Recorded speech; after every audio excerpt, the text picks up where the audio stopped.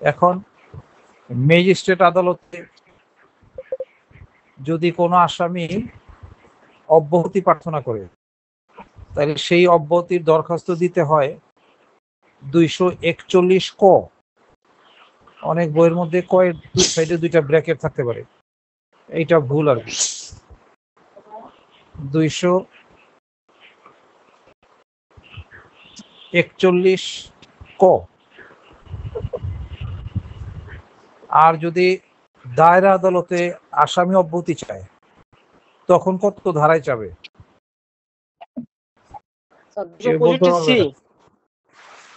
265 C. সির বাংলা কি? গ। গ। 265 গ।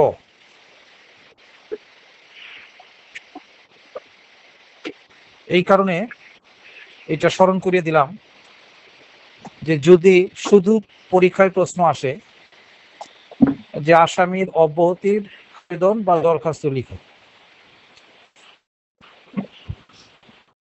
শুধু প্রশ্ন এসেছে আসামির অব্যাহতির আবেদন লিখো, তাইলে আপনি 241 ক অথবা 265 গ যে কোনো একটা লিখতে পারেন।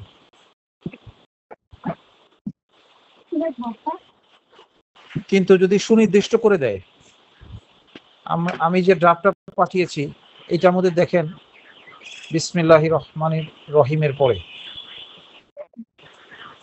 ফৌজদারি কার্যবিধি 1898 40 ক ধারা মোতাবেক আসামির অব্যাহতির আবেদন। তাহলে এইখানে কিন্তু আর দায়রা আদালত মেনশন করার কোনো সুযোগ নেই, কারণ আমরা আজকে শুরুতেই শিখেছি যে 241 কটা হচ্ছে ম্যাজিস্ট্রেট আদালতে আসামির অব্যাহতির আবেদন, আর 265 গ বা সি এটা হচ্ছে দায়রা আদালতে আসামির অব্যাহতির আবেদন।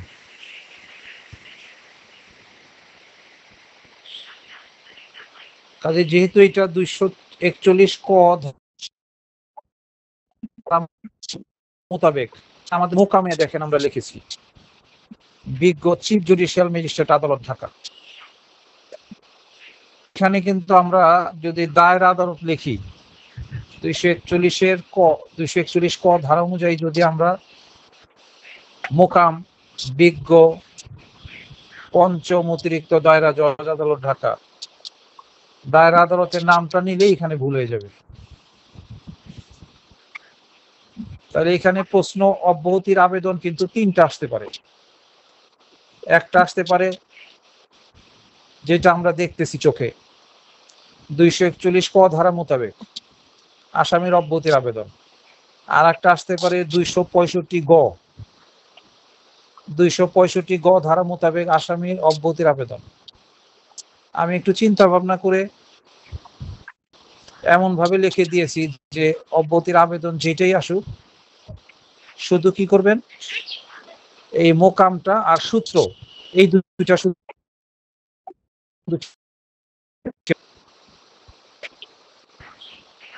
আর ধারা থেকে শুরু করে নিচের দিকে যা আছে এ টু জেড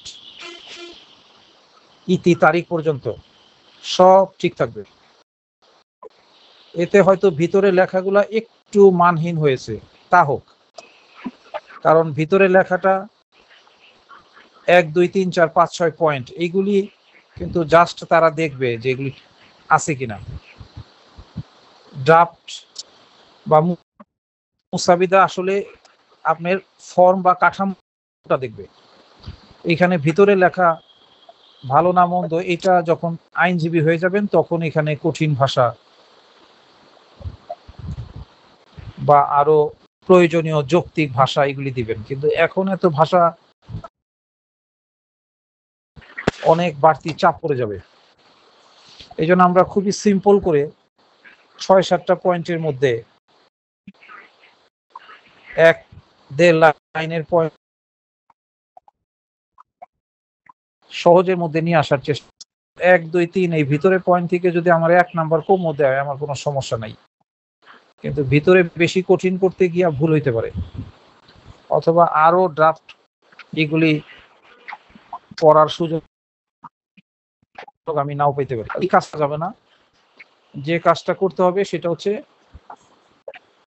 পয়েন্টগুলা ঠিক রাখতে হবে। একটু খেয়াল করে দেখেন যে এই ড্রাফটের যে পয়েন্টগুলি, এইগুলি কিন্তু আমি কালো রঙের বোল্ড করে বুঝিয়ে দিয়েছি। প্রথমে দেখেন মোকাম, আগে হাতে গুনি আমরা যে এখানে কয়টা পয়েন্ট আমাদেরকে লিখতে হবে। প্রথম হলো মোকাম, 2 হচ্ছে সূত্র, 3 হচ্ছে ধারা, 4 হচ্ছে আবেদনকারী বা আসামি, 5 হচ্ছে বনাম, 6 হচ্ছে অভিযোগকারী বা ফরিয়াদি, 7 হচ্ছে বিষয়, 8 হচ্ছে উপরোক্ত মামলার আসামি পক্ষের বিনীত নিবেদন এই যে, 9 হচ্ছে এই 1 থেকে 7 পয়েন্ট, এটা হলো বডি, ভিতরের বডি। 10 হচ্ছে অতএব, 11 হচ্ছে ইতি, আর 12 হচ্ছে তারিখ। তাহলে 12টা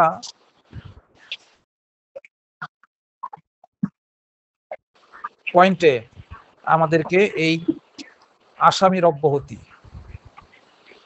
দরখাস্তটা লিখতে হবে। সেটা 241 ক ধারা অনুযায়ী ম্যাজিস্ট্রেট আদালতেই হোক, আর 265 গ ধারা অনুযায়ী। এখন যারা এমসিকিউ পরীক্ষা দিয়েছেন তাদের জন্য কিন্তু এই দুইটা ধারা খুবই ইম্পর্টেন্ট ছিল, 241 ক এবং 265 গ। এমসিকিউ প্রশ্ন করতে পারে, ভাইভাতেও প্রশ্ন করতে পারে যে 241 কতে কি আছে, তখন আপনি বলবেন ম্যাজিস্ট্রেট আদালতে আসামির অব্যাহতি। যদি বলে 265 গতে কি আছে, তখন বলবেন দায়রা আদালতে আসামির অব্যাহতি।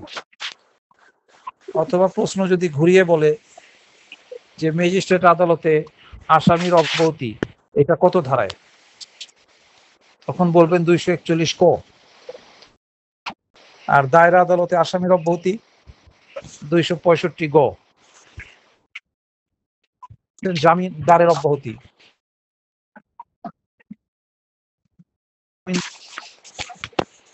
বলেন জামিনদারের অব্যাহতি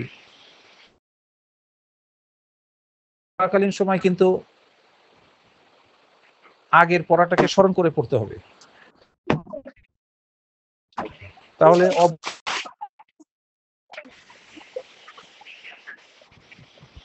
আবার জামিনদারেরও হয়। এছাড়াও আরো অনেক অব্যাহতি আছে। এই জন্য অব্যাহতি ফৌজদারি কার্যবিধিতে কত ধরনের অব্যাহতি, এইটা নিয়েও একসময় পড়াশোনা করতে হবে। দিতে কে কে অব্যাহতি পেতে পারে? আসামি অব্যাহতি নিতে পারে দুইটা জায়গা থেকে। মামলাটা যেখানে থাকবে সেইখান থেকে নিতে হবে। ম্যাজিস্ট্রেট কোর্টে থাকলে ম্যাজিস্ট্রেট কোর্টে, মামলা বিচারাধীন থাকলে ম্যাজিস্ট্রেট কোর্ট থেকে নিতে হবে। আর দায়রা আদালতে যদি বিচারাধীন থাকে তাহলে দায়রা আদালত থেকে নিতে হবে। এখন এই জায়গায় অনেকের বুঝতে একটু অসুবিধা হইতে পারে, এই জন্য এই জায়গাটা একটু ক্লিয়ার করে নিই। বড় ধরনের মামলার বিচার হয় দায়রা আদালতে, মৃত্যুদণ্ড, যাবজ্জীবন কারাদণ্ড বা 10 বছরের বেশি কারাদণ্ড, এই ধরনের বড় ধরনের অপরাধের বিচার হয় দায়রা আদালতে। আর সাধারণত 5 বছর পর্যন্ত,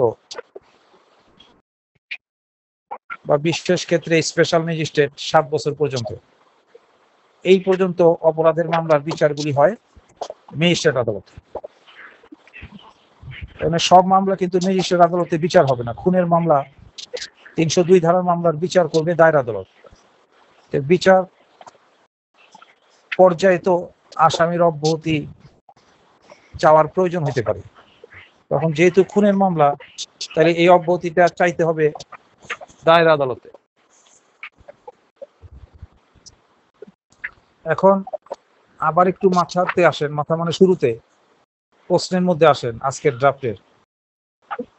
ফৌজদারি কার্যবিধি 1898 241 ক ধারা মোতাবেক আসামির অব্যাহতি, কিন্তু 241 কই যে আসবে এর তো কোনো নিশ্চয়তা নাই। এখানে 265 গ ধারা মোতাবেক আসামির অব্যাহতির আবেদন, এটাও তো আসতে পারে। অথবা ধারা দিল না, ধারা বললো আসামির অব্যাহতির আবেদন করেন দায়ের আদালতে। দায়ের আদালত কথাটা থাকলেই ধারা পড়বে 261 গ।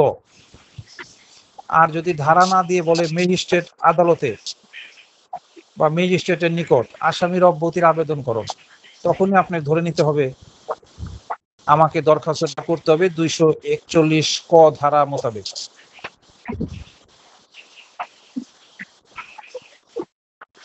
এইখানে কিন্তু প্রশ্নটা খুব সহজ আকারে আছে, 241 ক ধারা মোতাবেক।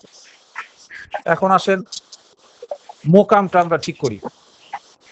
মোকাম এইখানে 241 ক ধারা মোতাবেক আবেদনটা আমরা করতেছি বলে এখানে লিখেছি বিজ্ঞ চিফ জুডিশিয়াল ম্যাজিস্ট্রেট আদালত ঢাকা। কিন্তু এখানে যদি 265 গ ধারা মোতাবেক, তখন কি হবে?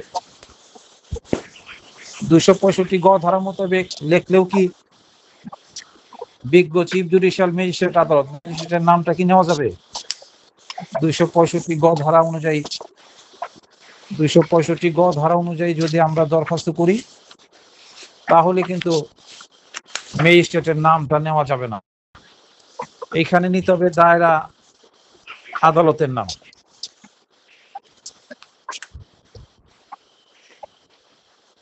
বিষয়টা খুব সহজ। আপনি স্কুলে পড়েন, হাই স্কুলে, তাইলে এইখানে আপনি ছুটির আবেদন করবেন, 10 দিনের ছুটি বোনের বিয়ের জন্য। তাইলে এখানে বরাবর হবে হেডমাস্টার। আর আপনি যদি কলেজের ছাত্র হন, তাইলেও কি আপনি হেডমাস্টারের বরাবর দরখাস্ত করবেন? অধ্যক্ষ, কলেজ, এইভাবে অ্যাড্রেস করবেন।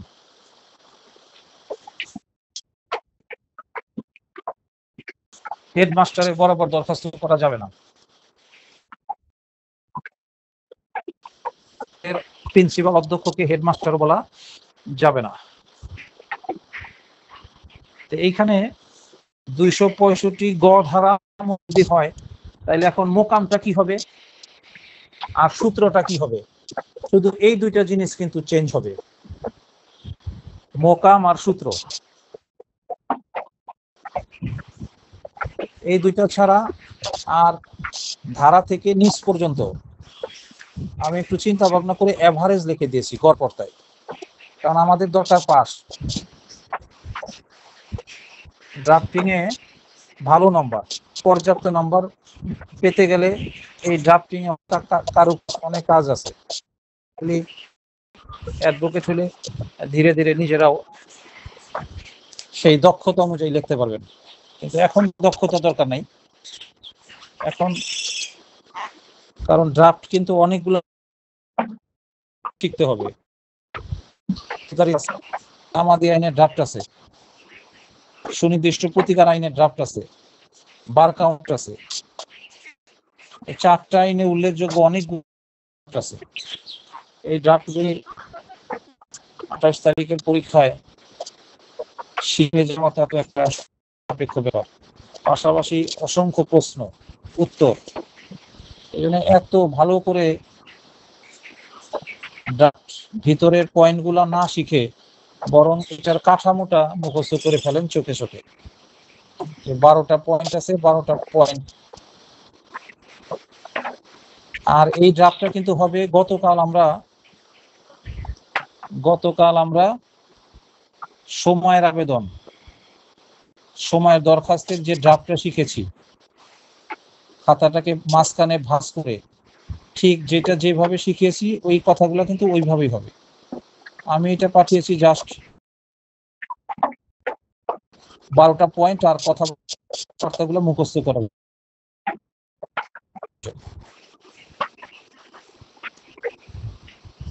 তাহলে প্রয়োজনীয় কোন জায়গাটা